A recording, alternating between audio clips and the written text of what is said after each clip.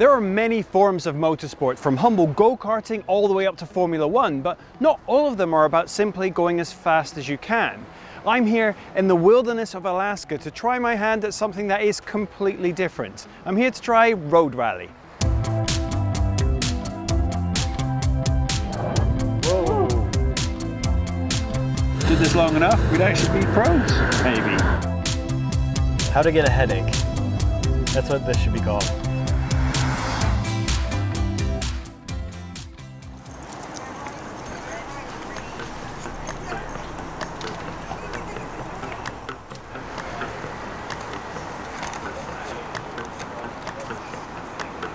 So road rallying is a time-distance motorsport event where it's not just about getting from A to B in the fastest time possible. In fact, that's not the point at all.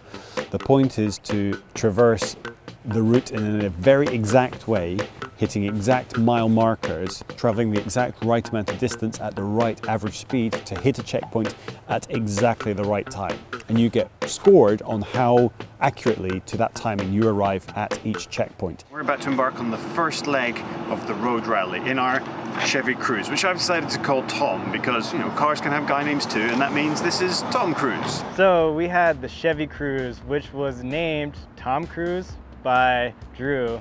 And I don't know, I wasn't completely behind that name. You're in charge of the paperwork. All right, I'm gonna do my best here. You are the navigator. like that movie, Flight of the Navigator? You're probably never seen it. 1985? Yeah, I was born in '88. First got there and got to the driver's meeting and finally kind of learned what the whole scope of the race was. I was a bit scared. There was a lot of details that I didn't understand, and I knew it was going to be a battle the whole time. 5, 4, 3, 2, 1, go. He's right. First instructions. First, what's the next thing that we're meant to encounter? Blackberry Street. Blackberry Street, okay. 0.19 miles. Oh, there. Blackberry Street. Boom. Yes. And we're at 0.1 something miles. Yep. Oh yeah, that was exactly 1.9. Oh, so nice, that's 0.2. I'm already having fun. Yes. We're gonna win this. And the first section was just a straight road, just passing mile markers, marks on the road, which we ended up calling misters, for mile reference, that you know at 0.7 of a mile you're going to encounter this street sign or crossroad or shop or whatever. And we started like, yeah, okay. We're beginning to pass through like the acronyms, we're beginning to understand it a little bit, get into it. Oh, King Street. Do it, yeah. So we should be at 2.5 there. Yeah, the Cruze is already getting some admiring looks. Is it? No. When I first heard rally, I expected dirt roads and going really fast, but that's not what ended up happening. Ooh, a turn. Yeah, finally, a Okay. turn. So when? It is 8.3. 8.3 miles? Yep. Okay, and what are we turning into? Crooked Tree Drive. Crooked Tree Drive? And then in parentheses, it says Hillside Drive. Yep. Yeah, that looks like a right turn to me. But it's a left turn onto Okay. this one. Oh, no. Yeah. Take a left. Here we go, this here must we go. be a checkpoint. Here we go, yeah. So we've made it down the entire first sheet of instructions, the kind of preamble to the real stuff, without a single mistake, and we're meant to be at 16.1 miles, and we've made it 16.1 miles. It seems odd to be that excited about hitting an exact mileage, but already this is a lot more thrilling than I thought it was going to be. And we take a left turn. Yeah. Exactly 9. Okay. Okay, what's the next instruction? All right, so 1.74 Puffin Way. Whoa. Oh, that was a much steeper turn than it looked like. Sorry about that. That's all right. Coming in hot. Come on, Tom. Okay, we're coming up to 2.6 miles. What's the reference? Highland Walking Trail, CAS 18. I mean, we're at 2.6 now. Is this a walking trail? Or is that a walking trail? I don't know, we've passed 2.6 miles. Maybe But that looks like a walking trail. But I think that's a drive into someone's house. Oh no, there's a trail right here. Yeah, maybe this is it. It seemed like it went wrong once we started taking turns. Like it was all fun and games when we're going straight. Like, oh yes, we got that street. But once we'd take a turn, it was just very stressful. We missed the turn? We must have gone wrong somewhere. This is a dead end. We realized that the complexity of it is far more than just following instructions. And we started taking wrong turns very, very quickly, and then backtracking and then trying to find the way we'd come and getting slightly lost. There were points where we just held up our hands going, I have no idea where we are, where we're going. I think this is a thing to catch out newbies. Yep, and we fell. We fell straight into it. Yep. Oh, this is one of the things. We continue up, don't we? Because there's the stop sign right here, and they were talking about that last night. Potter Valley Road.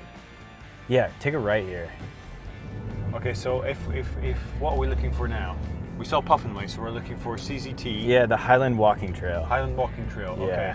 We were car number 20, and the highest numbered car was 27, so there would have been a few cars behind us, but we got overtaken, presumably while we were down wrong turnings. Right, so the situation is this. We finished what is the first proper leg of the rally, but because of a couple of wrong turns that we made and the time adding on top of that, by the time we got to where we were meant to meet up with everyone, they've all gone ahead, leaving us without any instructions on how to move forward. So we are going to have to try and figure out exactly what to do next.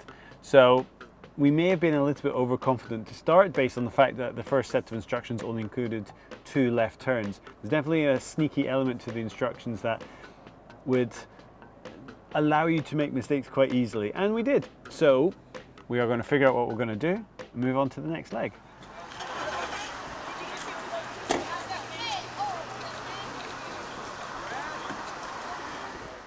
2 minutos. We are zeroed.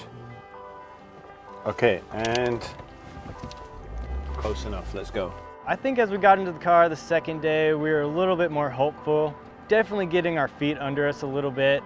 Okay, first instruction. 0.6, CAS 45. 45? Speed limit 45. Right, we're coming up to 0.6 and there's the 45 sign on the right. Okay, we're so on mile marker 1, it's just a mister.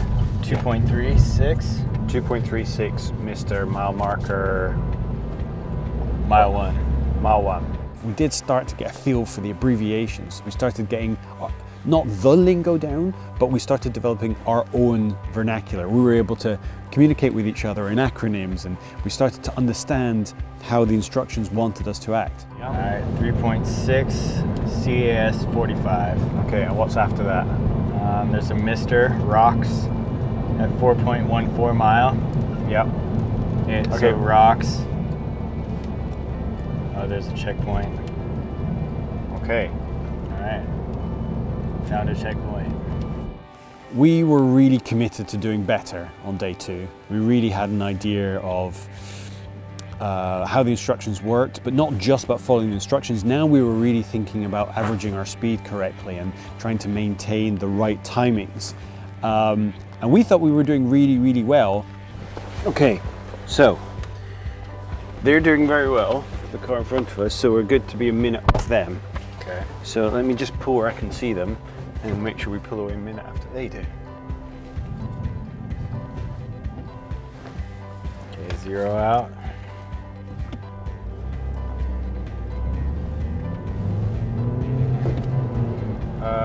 So left after Viking Hill, Old Nash Road. There's a turn here. Yeah. Old Nash Road? Yeah. But you said Old Viking Road. After Viking Hill. Oh, sorry. Okay, and now what? 6.34 Where? SAP. What's that? Is this a checkpoint? Salmon Creek Road and Nash Road. Yeah, I think it is. Yeah, I think No, they should be on the same side as the road as us. Is it over here? No, they need to be on the same side of the road as us, facing in the same direction, so we need to keep going. We made that mistake before. What's SAP? Straight as possible, a slight deviation. Should we have turned down this way and be coming in this direction? I don't know. Salmon Creek Road. This is Salmon Creek Road. SAP.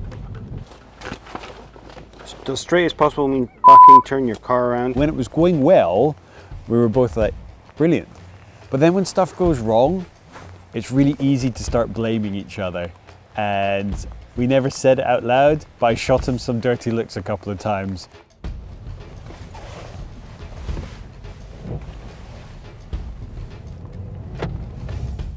Back at day one again, it was just another mess.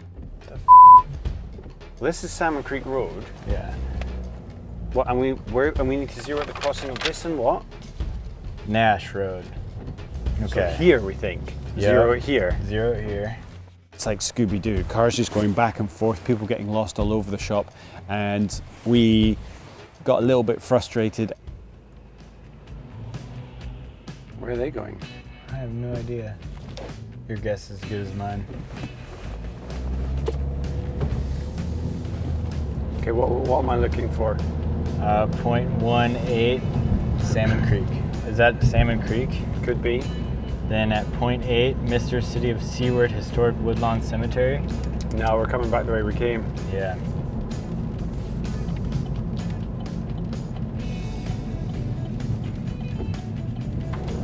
I think we take a right. Yeah.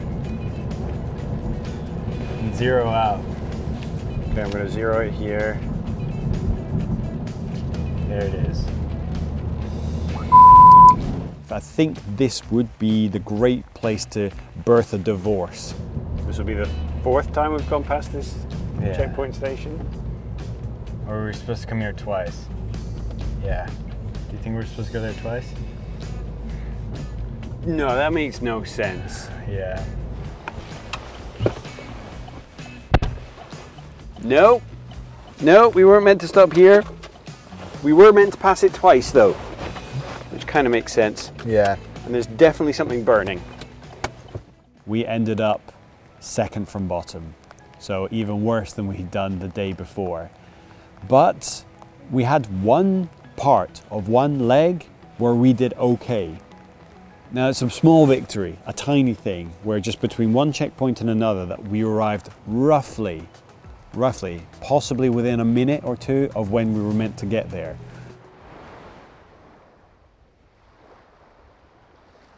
Oh, day 3 started off to be the worst. We left a little bit late setting up cameras this morning, so we're now 10 seconds behind. Now, we'll probably end up way more than 10 seconds behind at the end of the day, but I'm now doing both driving and navigating. So, oh crap, and rear access is open. And I didn't zero the clock. Shit. Oh my God, this is chaos. Right. Being in last place meant that we really had to pull out all the stops. So for the legs that we had on day 3, we really tried. We were really committed, and we really tried as hard as we could just to have at least 1 or 2 sections where we didn't max out. And it didn't go 100% to plan. 0.1 is a left on Pioneer Avenue. Yeah, okay, we're about 0.1 ahead now because we zeroed late. Well, that was exciting. Whoa, fuck me, look at that view. It's just the absolute savage beauty of the environment around us. Absolutely, it's like it's carved out of the earth with glaciers, and every turn you take, especially this time of year in the fall with the leaves changing color, has been absolutely spectacular.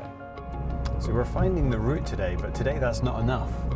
Today we're not satisfied by just finding the checkpoints. No, I know. We're trying to get the timing right now. We're advancing. We've gone from beginner to intermediate. Yeah, maybe. Yeah. It's a gray area. Okay. Car 20. And it's very important that you look at what your next numbered route instruction is, Yep. because it may not be what you think it is. Okay, we have chocolate, so I feel better. Okay, so we have 16 minutes here. It is now 11:44, 11:43, so 16. takes us to 59. But it'll take us 4 minutes to get to our out marker, and we've got 2 instructions to follow in the meantime. Does that make sense? 16 minutes here. We're 16 minutes until we need to be at our out marker, which is 4 minutes away, so we need to leave here in 12 minutes and do 2 route instructions on the way. Right, let's go. Right, there's Mr. Bump. Mr. Bump, 7.5. And after that, it's actually a hill named after you. Is it? Yeah, it's Mr. Knob Hill. And Evan's sense of humor is not a sense of humor. It's just mean sometimes. His sense of a joke is a little bit off. But a shared experience it has been. 11.5, Mr. Nolastic. Oh, that's a checkpoint. So at each point where we felt we've been improving, a point comes later where we go, oh, actually we had no idea what we're doing.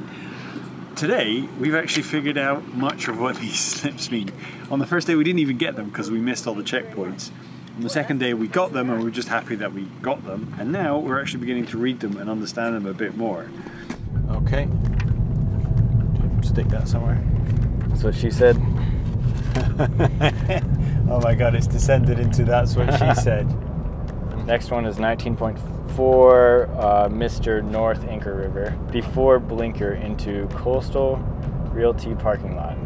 Okay, so that's the end of the leg. Yep. Wow. That one went actually quite well. If nothing messes up right here in this moment, we did it. We did a very decent leg. This might be our best leg. Might be. Right, we actually completed the leg and we hit every checkpoint. Yeah, that felt good. I'm feeling now towards the middle of day 3 that if we restarted it now, we'd actually be competitive. But that's the way these things go, right? It's like the end of a track day. The last lap is when you go, oh, I get it, I get the car, I get the track. Now it's time to go home.